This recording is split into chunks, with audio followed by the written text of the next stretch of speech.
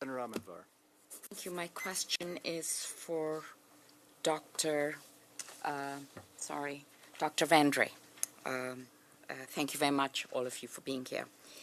I want to get your, and maybe you've already talked about this, but I need to hear this again, THC limits on cannabis oil and capsules. We already know that Health Canada proposes to impose a regulatory limit of 30 milligrams of THC per milliliter of oil, or 3%. And cannabis oil sold in single units, such as capsules, will not contain more than 10 milligrams of THC per unit. In your opinion, is this a safe and reasonable limit, or should it be lower?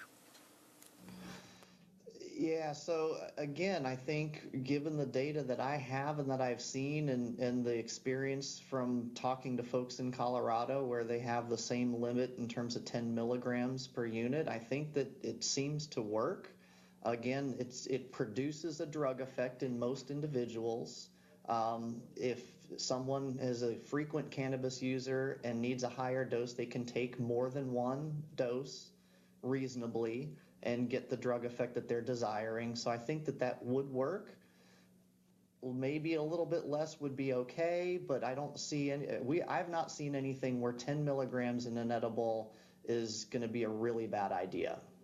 Now, I have not done work with oil, so I can't speak to the 30 milligrams per milliliter in oil. Oh, you still got time. I was curious, Mr. Campbell, you've been operating in California, you say, since 2016. What's your share of the market? It depends on how you define share of market, where we're typically the number 1 to number 3 product when you look at our category. And in Canada, do I have time? One more?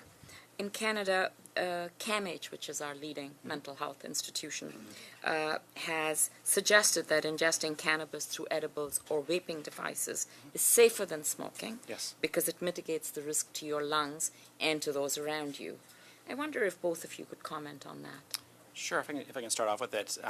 Smoking is just a very inefficient vaporizer. But the vaporization devices on the market today, most of them are built on an e-cigarette platform. But what we're suggesting is that there are dose limits within that, right? So, and temperature limits as well, to make sure that you're not burning oil, you're not raising it at a high temperature. It's actually a very low temperature way to ingest, but in the work that we've seen, the research we've done, it's significantly safer than combusting or smoking cannabis.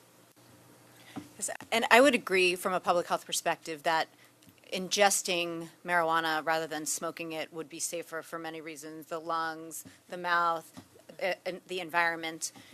We also know that from other substances, the quickest way, the route of administration matters with respect to dependence. So the quicker the drug can get to the brain, and inhalation, smoking is the quickest way. That actually has links to faster routes to dependence rather than ingesting and having a pill or a food. Thank you. Yeah. You're done? Thank you. Well, I have a follow-up question to Mr. Campbell. I thought you said in your opening remarks that the kind of device that you have, the vaping device that you have, would not be covered by the regulations that are forthcoming to deal with edibles and vaping. Is that what you said, and why is that? Is that because of the design of your product, or is it? Yeah, so it's an interesting situation we find ourselves in. So under so it's the Tobacco Act, which has been amended recently to allow for vaporization devices. Right. Our challenge is a couple-fold. So the current, there's 500,000 vape pens that are sold in Canada every year on the black market, right? We know the market is there. Our challenge with it is most of those are refillable devices. So ours is a single-use tamper-proof device. So we fall kind of between the cracks in the legislation right now. So in order for this to come to market, we need to allow for concentrates. So within this device particularly, there's 200 2.25 milligram doses in here. So in order to achieve that in this form factor, we need to have a high concentration of product to do that. Right? So that's where we need the ability to sell a self-contained recyclable device that doesn't require reloading, things like that. So right now that falls in the cracks. Absolutely.